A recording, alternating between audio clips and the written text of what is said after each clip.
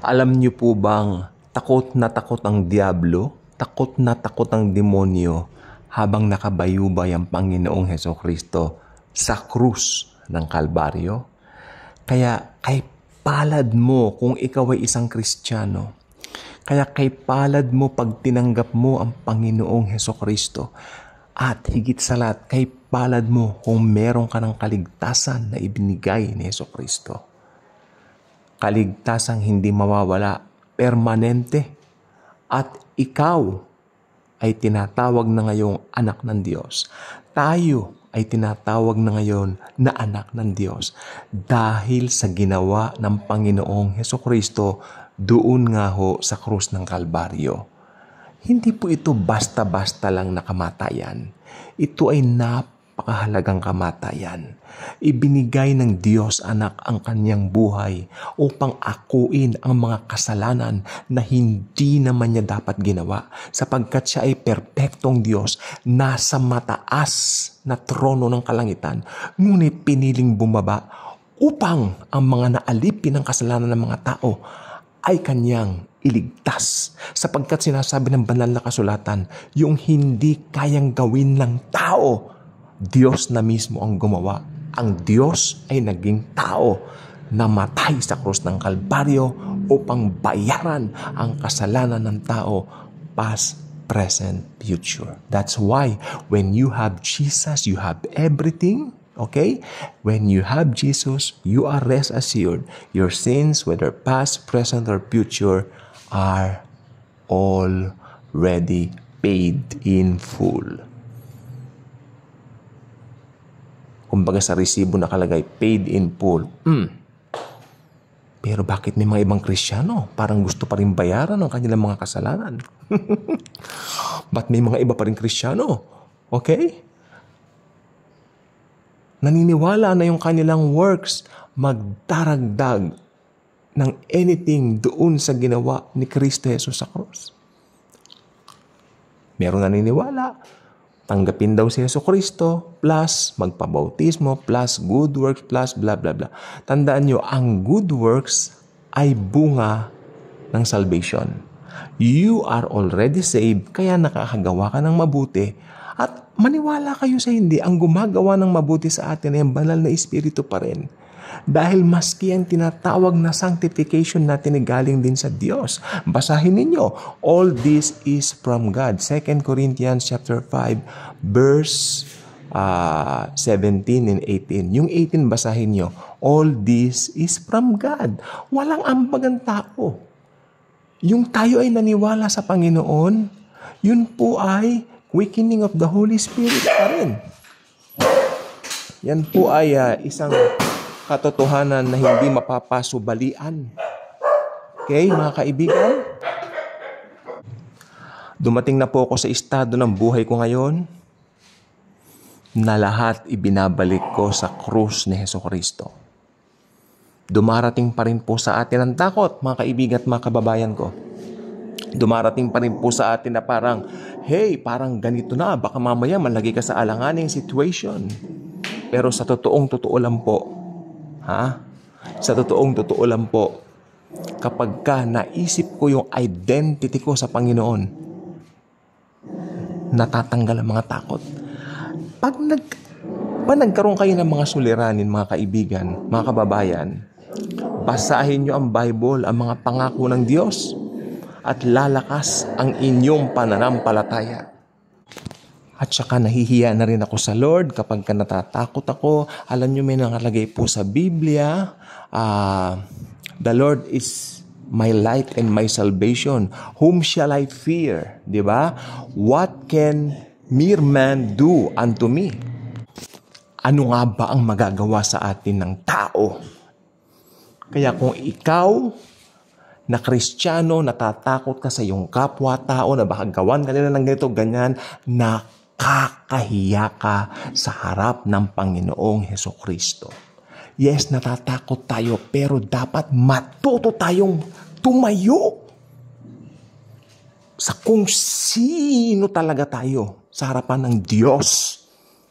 Sino nga ba tayo sa harapan ng Diyos? Tayo ang mga anak na minamahal. John 1:12. 1:1. 12. Naging anak tayo ng Diyos dahil sa ginawa ni Jesucristo sa krus ng Kalbaryo. Ipinako siya gamit ang malalaking pako, hindi pakong bakya, malalaking pako, tumagos sa kanyang wrist. Sa wrist siya pinako, pinaglalagyan ng relo. Di ba? Hindi dun sa traditional na nakikita natin sa palad. Hindi, sa wrist. Masakit po yun. May mga ugat doon na napakasakit pag tinamaan. All because of His great love sa atin. Para hindi na tayo matakot, para hindi na tayo magulumihanan, at higit sa lahat, magkaroon tayo ng kaligtasan. Well, of course, alam natin pag Kristiyano na tayo, ligtas na po tayo. Pero dito sa mundong ibabaw, meron pa rin mga pinagdaraanan ng mga tao. Minsan, magugulat ka na lang, Lord, ang saya-saya ko kanina. Tapos ngayon, ganito na, di ba? Kasi minsan, may mga consequences din, may mga nagawa tayo mga mali, and then, ito po ay nagpapalungkot po sa atin. Actually, that's biblical. Kaya, ang suggestion ko, every day, let us commit everything to Jesus. Lord, pagising mo, sabi mo, Lord Jesus, samahan mo ko sa buong maghapon para makaiwas ako sa mga bagay na magdadala ng konsekwensya sa aking buhay. Nangyari po kasi yan sa akin itong week na ito. Kaya medyo bad trip ka, nabubwisit ka, tigit sa lahat medyo, syempre shake ka ng konti. Pero naibabalik ako. Ang binasa ko po pala, teka lang, i-take note nyo. Isaiah chapter 41 verse 10. Yun ang aking binasa. Tapos, maganda yun. Actually, binasa ko yung buong chapter. At saka Psalm 91 may favorite. Awit 91 may favorite. Okay. Before my mom passed away, pinapaulot niya yung Psalm 91 at saka yung Psalm 23. Yan mga favorite Psalms niya. So, iyan po, napaka-powerful. Alam niyo, mas kinabasa na natin ng ilang ulit, dahil minsan sa buhay natin, siyempre araw-araw, marami tayong mga gawain. Tapos, Lord, ito, binasa ko ulit ito, parang bago ulit sa akin. Parang nagkaroon ka ng problema, binasa mo yung mga pangako ng Diyos sa Biblia. Yung mga pangako ni Jesus sa Bible, parang bago ulit sa'yo. Parang inaano ka ni Lord ng, hey, come on, stick to my word. Stick to my promises. Stick to my promises. I love you, my child. Yan ang sabi ni Jesus. I really love you, my child. Stick to my promises to you. Do not fear. Araw-araw yan. Ang do not fear, it appeared sa Bible 365 times. So, for each day, meron siyang do not fear sa atin. Di po ba? Amen? Alam niyo po ba yan, takot? Yan ang sandata ni Satanas. Ginagamit niya yan. Ang target ni Satanas, mga believers. Ba't naman niya tatargetin ang mga sa kanya? Ba't naman niya tatargetin ang mga hindi born again? Kanya yung mga yan Diba? So, ang gagamitin niya, itong gagawin niya, tactic ni Satanas, makinig po mabuti. Ang tactic ni Satanas, gagamitin niya yung mga unbelievers para i-persecute ang mga believers. Gagamitin niya ang mga unbelievers para i-oppress ang mga mananampalataya. Yan ang tactics niya. Kaya ang sabi rin ng Biblia, mag-iingat tayo doon sa mga hindi mananampalataya. Ibig sabihin, may divine wisdom din sa atin na binibigay ang Biblia para mag-ingat tayo sa mga hindi mananampalataya. Kasi they can cause us harm. Maniwala po ay sa akin. They can. Kaya ipanalangin natin, stand our ground. Amen? Itaboy natin si Satanas. Hindi po makakapasok si Satanas sa atin na dahil born again na po tayo. Pero sa paligid, nandiyan po siya. Sapagkat siya po itinapon dito. Sabi ng Biblia, ang kaaway natin ay hindi flesh and blood. Bagkus, ang kaaway natin ay ang mga demonyo. Ang mga demonyo po nandiyan, naglipa na nagkalat. At ginagamit nilang mga demonyo yan ang mga unbelievers sapagkat they belong to the devil. 1 John chapter 4 verse 4. Greater is He who resides in you than he who resides in the world. Why?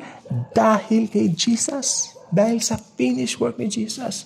We belong to Him Hindi lang sa ngayon, but now and forever. So nawa itong mensaheng ito ay talagang binibigay ko po sa inyo na ibalik natin, ituon natin muli ang ating mga concentration doon sa tinapos na gawain ni Jesucristo sa cross. Grabe ang pinagdaanan ng Panginoon. Huwag nating maliitin ang kanyang cross. Ang lakas ng loob natin ay nagmumula doon sa kapangyarihan ng kanyang banal na dugo na nabubo sa cross ng Kalbaryo upang bayaran ang kasalanan ng buong mundo. Napakamahalaga, napaka-importante na alam natin na may nangyari sa krus ng Kalbaryo. Very powerful. Sabi ng 1 Corinthians chapter 1, verse 18, the cross is the power of God into salvation. At sa mga hindi mananampalataya, ito ay kahangalan. Yes, hayaan nyo sa kanila yun. Pero sa ating mga mananampalataya, this is the power of God to save man from their sins. It's very powerful, mga kaibigan, mga kababayan ko. The cross of Jesus is very important. Nakalulungkot ako. Ang cross of Jesus naaalala ng pagmahal na araw. Hindi po. Pag believer ka, araw-araw, kaakibat ka ng cross na Jesucristo. Amen? Kung ano yung ginawa niya sa cross, yan ang tagumpay natin. Alam niyo tayo mga believers, okay? Hindi po tayo tumatakbo para magwagi. Wow, yes. We're not running for victory. Tayo po, we're running, Kasi may iba paniwala, we are running to victory para magtagumpay. Tayo po, iba. Yung krus ni Jesucristo, yung namatay si Jesucristo sa cross, yun ang starting point ng ating victory. Kaya we are running from victory to another victory, to another victory, to another victory. Ang mga hindi mananampalataya ang paniwala, tatakbo raw ng malayo para magtagumpay. Kita nyo? Pero tayo, mananagumpay na tayo, tatakbo tayo, tagumpay ulit, tagumpay. At saka may isa akong katibayan pa dyan. Doon po sa John chapter 1, makikita po ninyo, we receive grace in the place of grace. Tumanggap tayo ng biyaya at panibagong biyaya. Hindi na uubos ang biyaya ni Jesucristo sa atin. Unlimited grace dahil sa ginawa niya sa krus ng Kalbaryo. Good night po.